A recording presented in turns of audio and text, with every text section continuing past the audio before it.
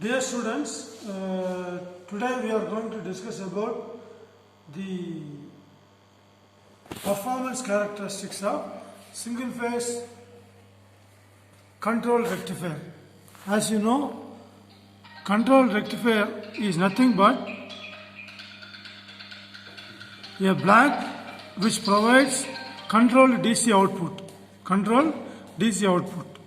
So for which you need to employ thyristor as elements like SCR, IGBTs and so on, right?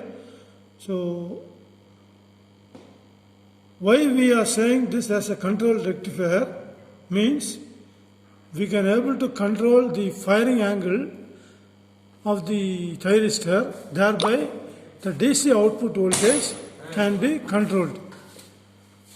The firing angle control will in turn affect the switch on period of the thyristor, leading to DC output voltage variation. Now I will show you different blocks and how we need to connect so as to take output. The output is a controlled voltage, right? Okay. So this is the circuit setup involving a fully controlled converter power circuit.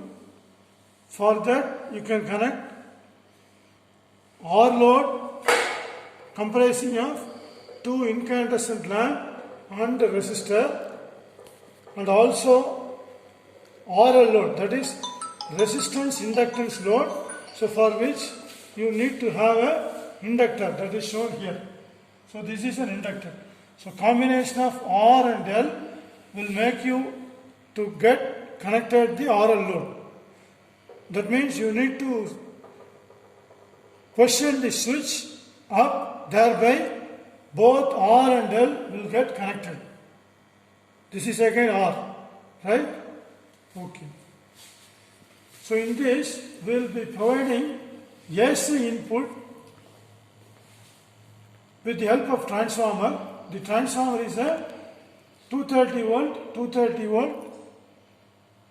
transformer. That is, input voltage is 230 volt, output voltage is also 230 volt, and this provides two benefits. That is, you will be able to isolate this unit from the supply. Also, you are able to get as far as possible the 230 volt as is AC output that is being connected to the converter power circuit. So here the input is given is AC, and this is a microcontroller based firing unit. You have 8 terminals like T1, T1 dash, T2, T2 dash. So 4. For both you will be having 8 terminals.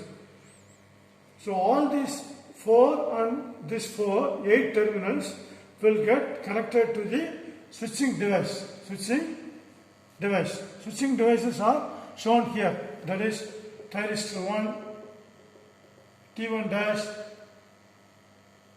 T1 and T1 dash mounted opposite, T2 and T2 dash again mounted opposite, for which phase and neutral is given as AC input, whereas the output is available here, that is DC volts, right?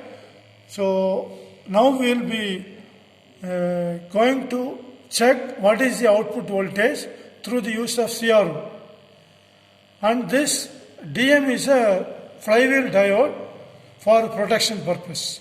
So the output DC is fed to the load comprising of R, L, like that.